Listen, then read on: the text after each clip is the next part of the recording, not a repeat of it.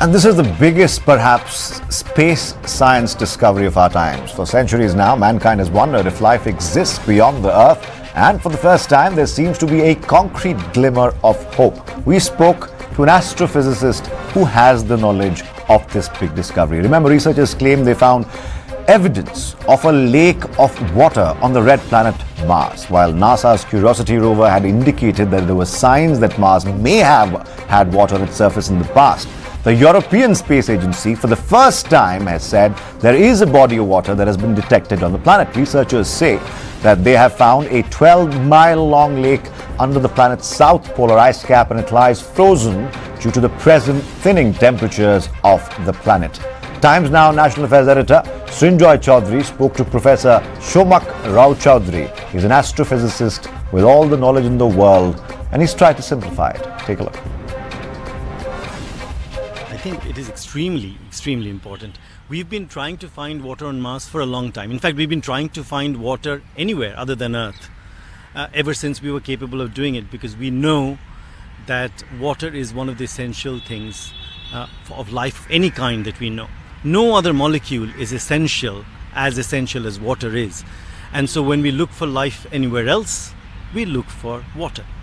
Now, there have been so many false alarms concerning water on Mars, right from the time when Schiaparelli found these canals on Mars, and then Lowell thought they were canals, and they turned out to be normal geological features. Ridges. And then from that time onwards, there was this very curious thing going on about what will be found on Mars. So, but these things you can't really look at and judge from the Earth. You have to go there.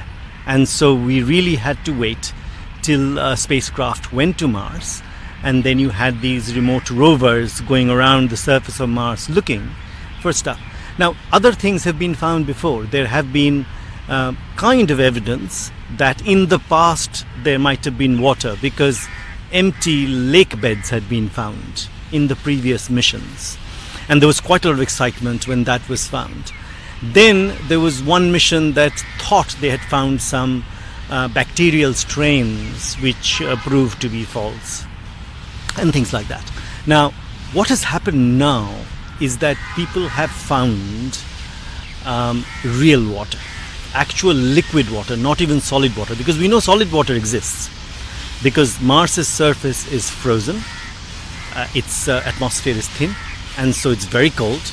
So water really on the surface can't exist in liquid form. We knew that.